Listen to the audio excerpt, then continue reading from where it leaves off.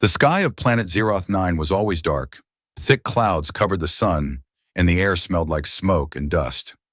After the Great War between humans and alien races, nothing was the same. Cities were broken. Trees were dead. Silence ruled the land. In a deep underground tunnel, an alien widow named Lyra lived with her small child, Nuv.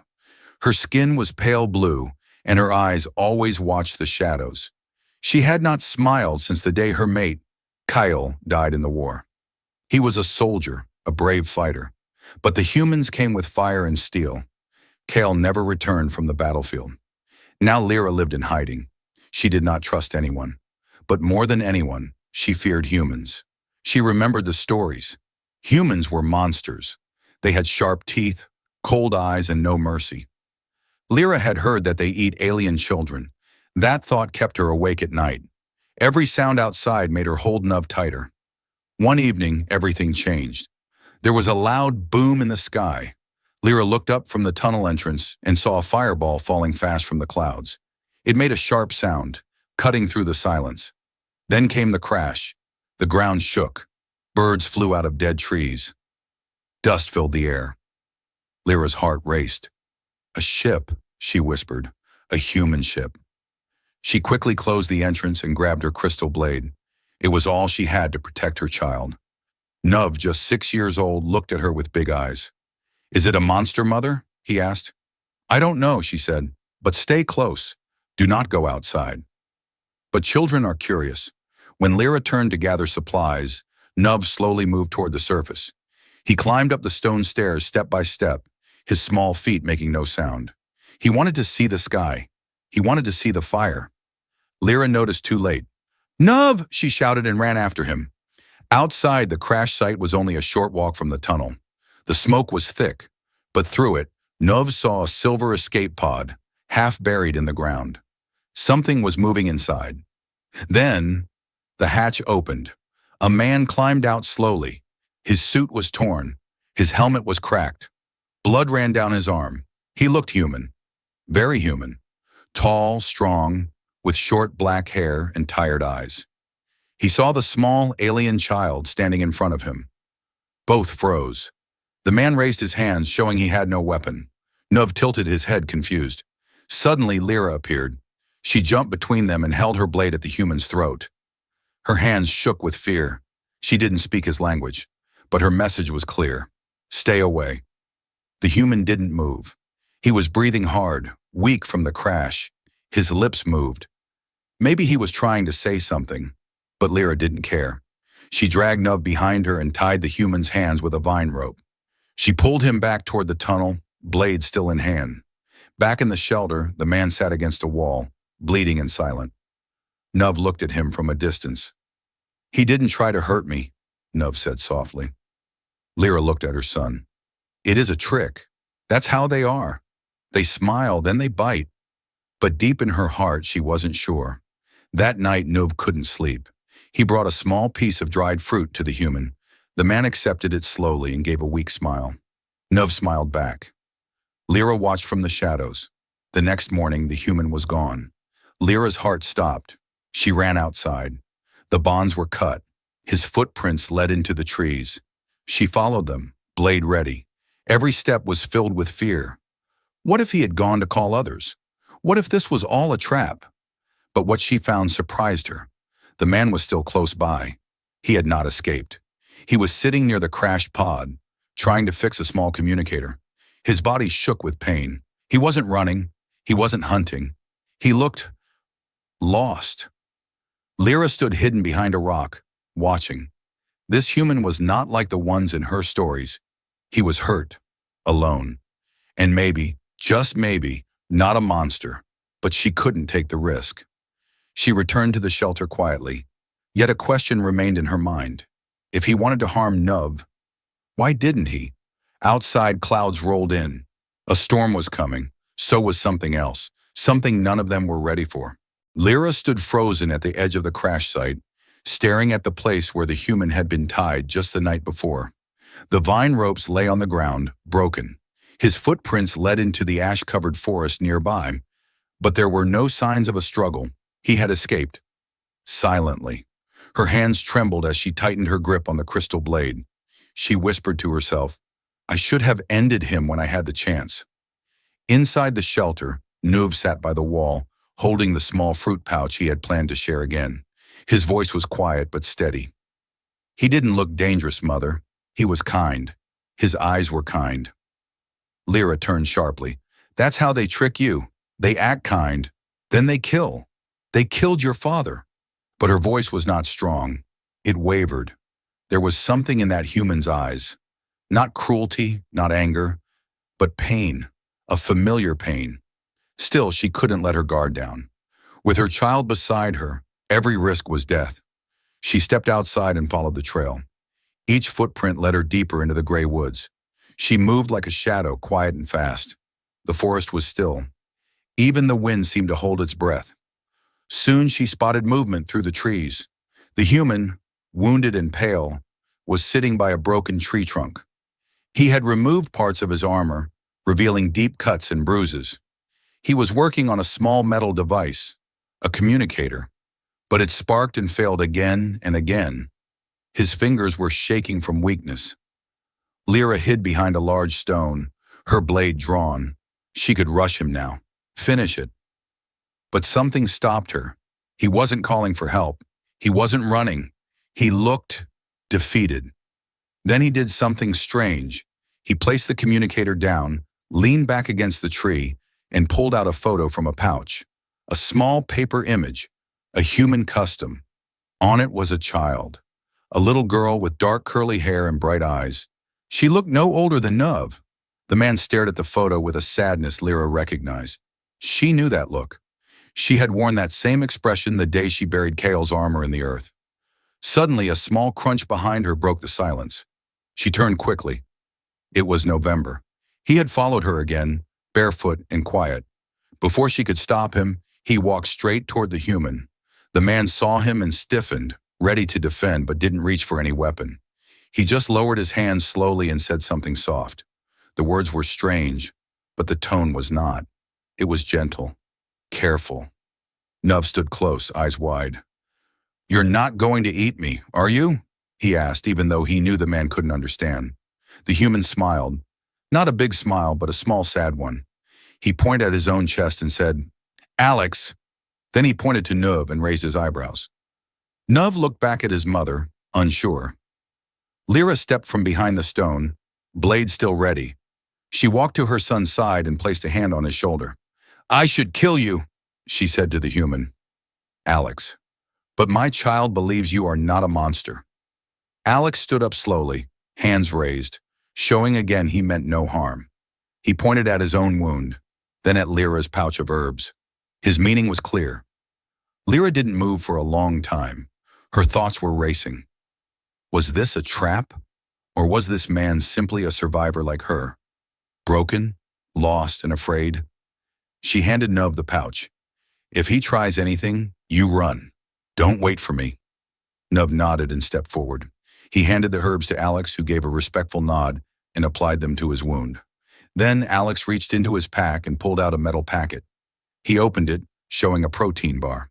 He broke it in half and gave the bigger piece to Nuv. Lyra watched closely. Nuv bit into the food, chewed, and smiled. He shared, Nuv said. For the first time, Lyra lowered her blade. They sat there, alien mother, alien child, and human soldier, in quiet peace. No one spoke the same language, but something deeper was beginning to form. A small bridge built from fear, trust, and the memory of lost families. Suddenly, a loud roar shook the trees. The ground vibrated. Birds flew from the treetops. Lyra jumped to her feet. Alex grabbed his weapon, face tense. Something was coming from the far side of the forest. Something big. Something neither human nor alien. Lyra looked at Alex, then at her son. We go. Now. For the first time, Alex didn't wait for orders. He followed. And so the three ran. Not as enemies, not yet as friends, but as survivors. Rain fell softly over the dead forest as Lyra, Nuv, and the human soldier Alex reached the edge of the old ruins. These ruins were once part of a research station before the war. Now only broken stone walls and twisted metal remained. They offered little safety, but for now it was better than open ground. Lyra guided them to a half-collapsed structure where vines covered the roof and wind could not scream so loudly. She said nothing as she lit a small crystal lantern inside. Alex followed, limping from his wound, his face pale but alert. Nov walked beside him now like they had always known each other. Lyra watched them both. Her heart remained a battlefield. Part of her still remembered the horror of war, the burning cities, the screams. Another part, a quieter voice inside, wondered if this man was something else, not a monster, but a mirror. That night, silence filled the space between them. Alex sat near the broken wall, repairing his communicator. He had cleaned his wound with Lyra's herbs, and his strength was slowly returning. He didn't speak much. He knew they wouldn't understand, but his eyes said more than words ever could. Lyra kept her blade close, though she had stopped pointing it at him. Nov slept curled beside her, holding Alex's empty food wrapper like a treasure. He had never tasted human food before, and he liked it more than anything his mother had found in the forest. After some time, Alex tapped his communicator. It blinked green. He looked up at Lyra and showed her the signal on the screen. A soft tone played. A call for rescue. Lyra's blood ran cold. "No," she said sharply, stepping forward. "No signal. No more humans." Alex held up his hands, trying to explain. He pointed to himself, then at his broken suit, then upward. He needed rescue. Not an army, just a way home. But Lyra didn't believe him. Her voice shook. "If they come here, they will kill us." Alex's face changed. He seemed to understand her fear.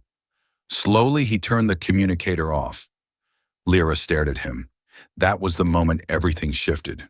He had the chance to call for help, to bring soldiers, and he chose not to.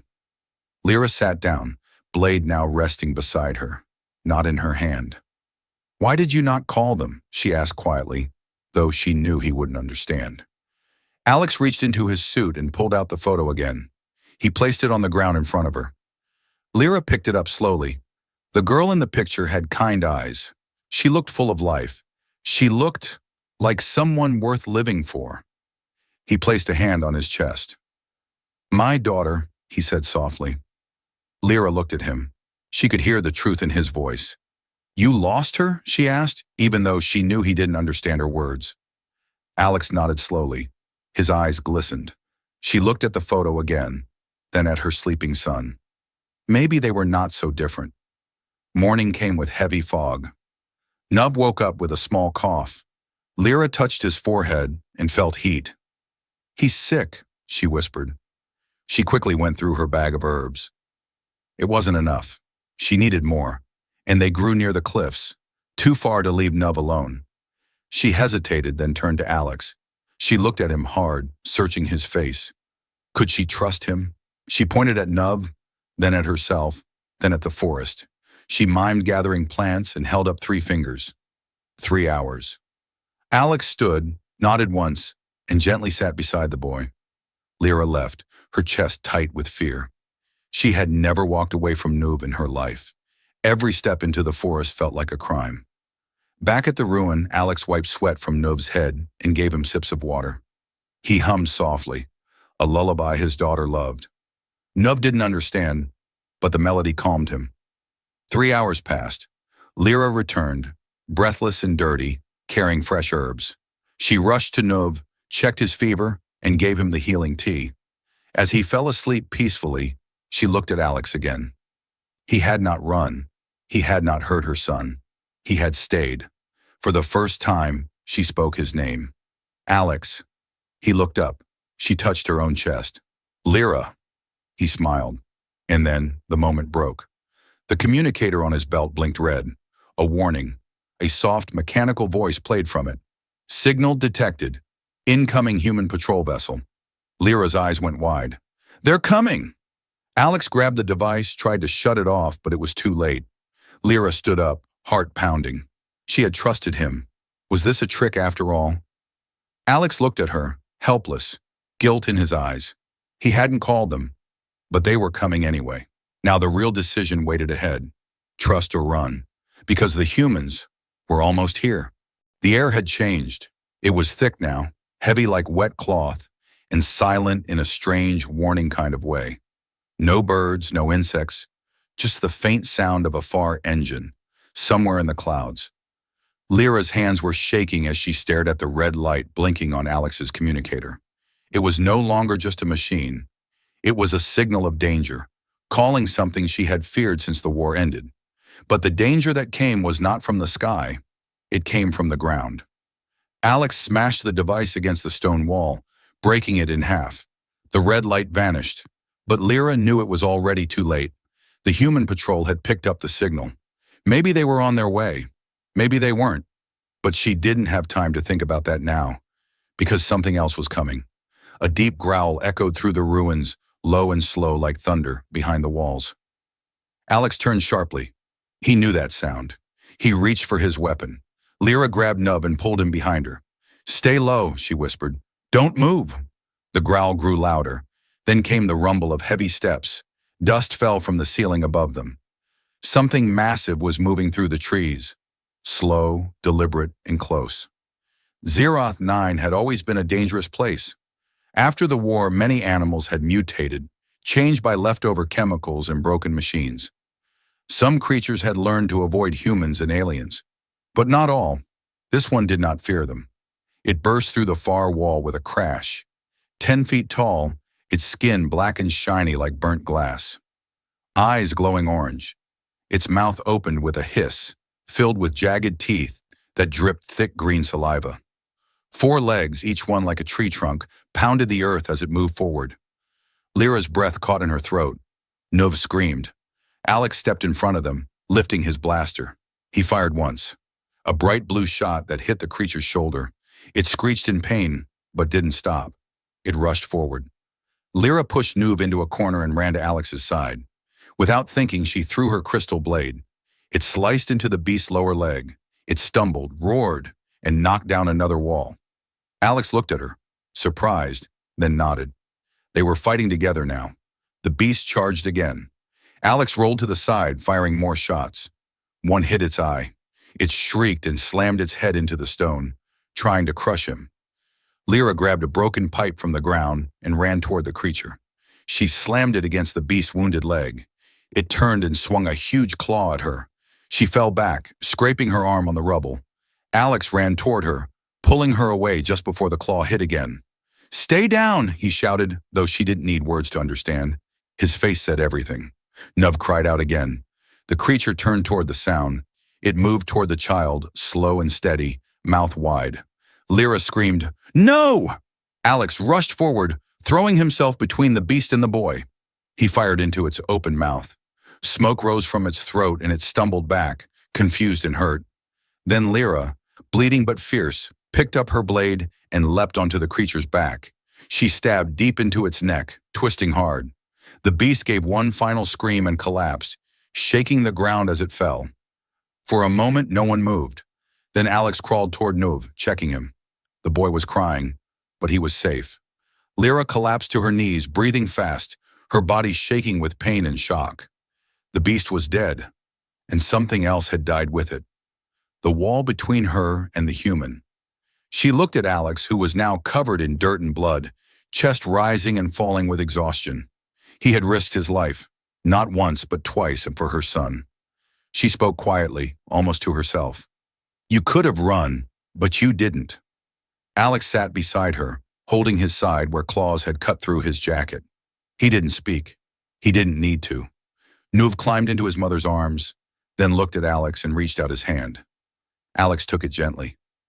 Outside, the wind had picked up again, and the engine sound in the sky grew closer. Lyra looked up. The humans were coming, and soon. But now her fear was different, because the real danger was no longer the humans sitting beside her. It was the humans who didn't know him, and wouldn't care. The next morning came quietly. The air was cold and still, as if even the wind was tired from the night's battle. The body of the dead beast lay half buried in the rubble, flies already circling its open mouth. Smoke still rose from its burnt eye. Inside the ruined shelter, Lyra sat beside the fire with Nub in her lap, gently wrapping a new bandage around his arm. Across from them, Alex sat silently, one arm pressed against his ribs where the creature had cut him. His eyes were half closed, but his ears were sharp. Every now and then, he looked toward the sky, listening. Lyra watched him carefully. She had not slept, not because of fear, but because of the questions in her mind. This man had risked everything to protect her child. He had stood between Nub and death. He had not tried to kill, steal, or escape. He had stayed. She had spent her life believing humans were monsters. She had believed they were cruel, heartless, and hungry for blood. But now she saw something she had never expected. She saw kindness. She saw pain. She saw someone not so different from herself. Lyra reached into her bag and pulled out a small device, an old translator from before the war. It was broken, covered in cracks, but it still lit up. Kyle had given it to her long ago. She had never used it since his death. She looked at Alex and then placed the device between them.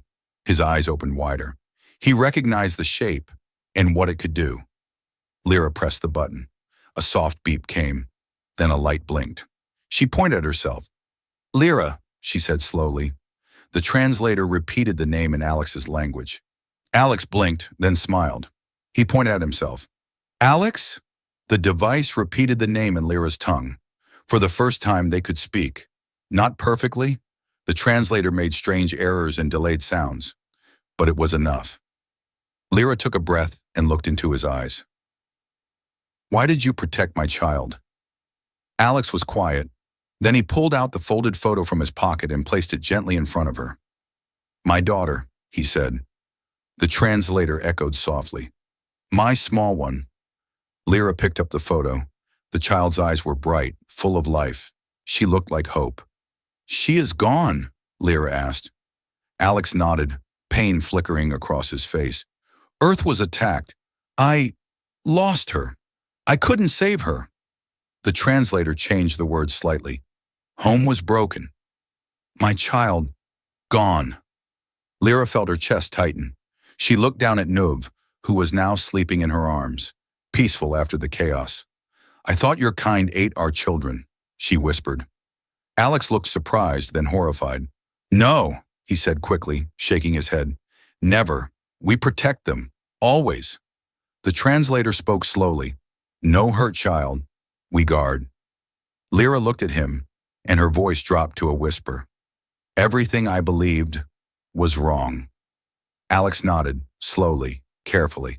Same for me, he said. They told us your kind used children as weapons, that you killed civilians, that you didn't feel. The translator fumbled the message, but the meaning remained. They stared at each other. Two survivors of different worlds, both lied to by their own people, both carrying pain no weapon could fix. I don't want to fight anymore, Lyra said. Alex gave a tired smile. Me neither. Outside, the clouds were breaking apart, revealing slivers of sunlight. The first warm light Zeroth 9 had seen in weeks. Lyra opened her hand and placed the translator between them. We use this. We speak. We learn. Agreed? Alex took her hand gently. Agreed. They spent the rest of the day speaking slowly, teaching each other words. Lyra learned how to say fire, safe, storm, and trust. Alex learned to say child, mother, and home. Nuv woke up to the sound of laughter, something he hadn't heard in many days.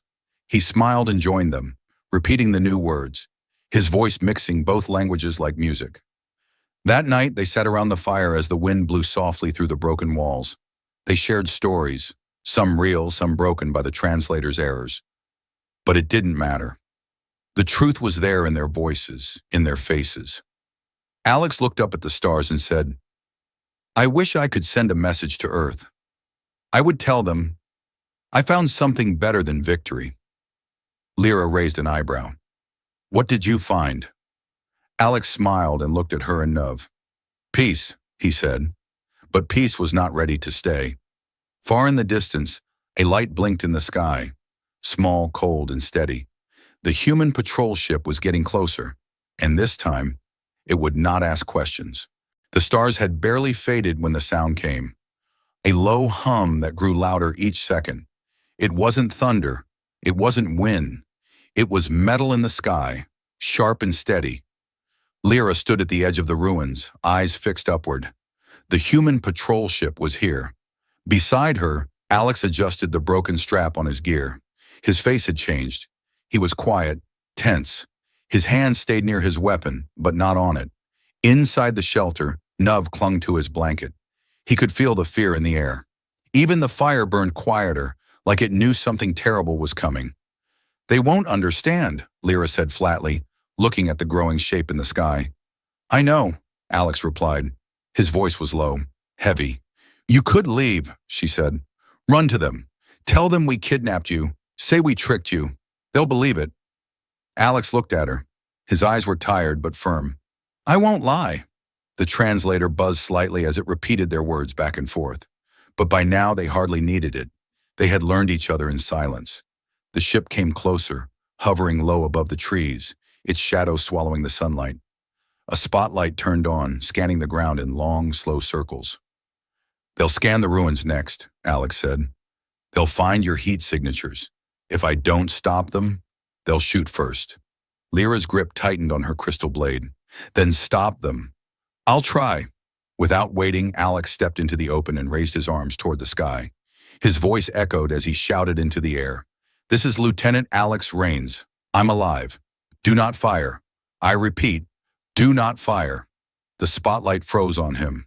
For a long second, nothing happened. Then a voice cracked through the air. "Lieutenant Rains, report. We lost your signal. Where have you been? Are you injured?" Alex took a breath. "I'm not alone." A long pause. "Repeat." "I've been living with alien survivors," he said slowly and clearly. "They are not hostile. I am not under threat. They saved me." There was another pause, longer this time. Then came a different voice, deeper, sharper. "Lieutenant, step away from the area. We are initiating containment protocol. Prepare for extraction." Alex's jaw tightened. "Negative. The civilians here are non-combatants. There is a child. I will not leave them behind." "Lieutenant, this is not a request." Lyra could see it now. Two black-suited soldiers dropped from the ship on long metal cables, landing with smooth, practiced motion, guns drawn, helmets down. Alex turned to Lyra. "They'll come through the north wall. Take Nuv and run. I'll hold them off as long as I can." "No," Lyra said. "We stay together." "You can't fight them," Alex said. "You won't survive." "We won't survive without each other either," she said simply. But it was already too late. The first soldier came through the broken entrance. He spotted Alex and raised his weapon. "Drop your gear, Lieutenant," he barked. "Hands where I can see them." Alex didn't move. "I told you, there's a child here. I don't care, you're compromised. Step back now." From the shadows behind the soldier, Lyra moved silently, placing herself between him and Nuv. She didn't raise her weapon, but her eyes were burning. The second soldier entered from the east side, pointing his blaster at her. Alex stepped forward quickly. "Stop! She's not a threat." "We don't take orders from traitors," the first soldier snapped. Alex raised his hands. "Then shoot me. But if you touch them, I will not stand down." Tension cracked through the air like lightning. Fingers hovered over triggers. One wrong move and it would all end. But then something changed. From behind the soldiers, the ship commander appeared. Older, calm, with deep scars across his face. He looked at Alex, then at Lyra, then at Nuv. "You said they saved you?" he asked quietly. Alex nodded. "Yes, sir. They had every chance to kill me. They didn't. They treated my wounds. They gave me shelter. And when the beast attacked, they fought beside me." The commander looked at Lyra. "You have a name?" "Lyra," she said softly. He looked at Nuv. "And the boy?" "My son." The commander didn't speak for a long time. Then he turned to the soldiers. "Lower your weapons." "But sir," "I said lower them." Slowly they obeyed. The commander looked back at Alex. "You've got 30 minutes. After that, I can't protect them." Alex nodded once. They were alone again. Lyra stepped closer. "What does it mean?" "It means we have one chance," Alex said.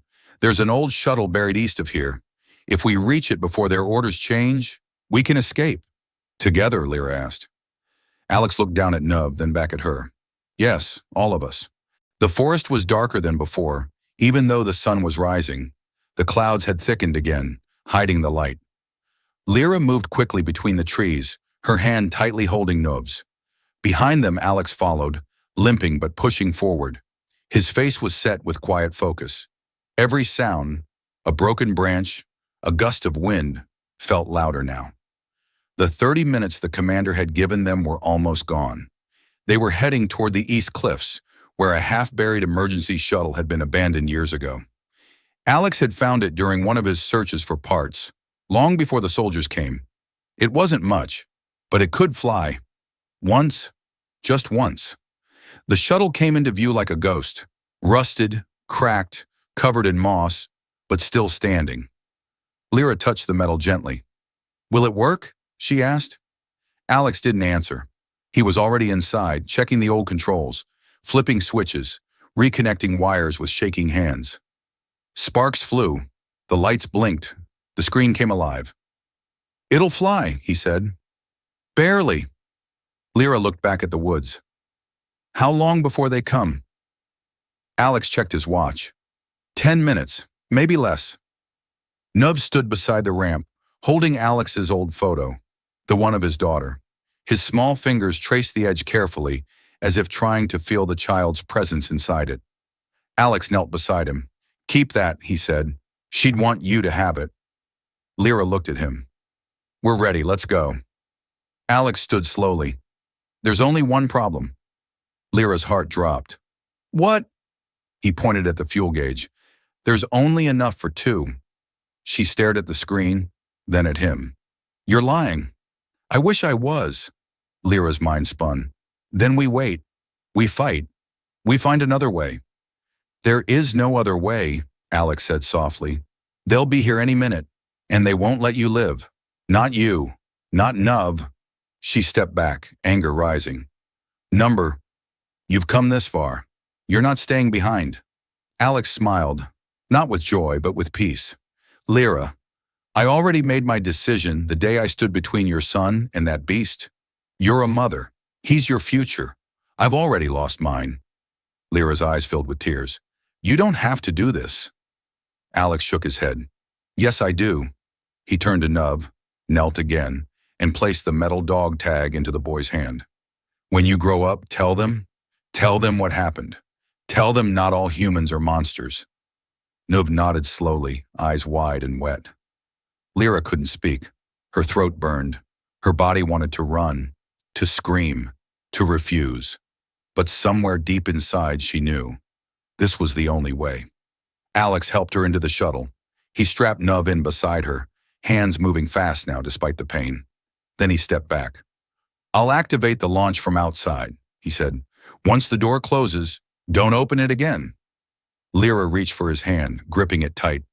"I will remember you, always." He smiled, and for the first time, it reached his eyes.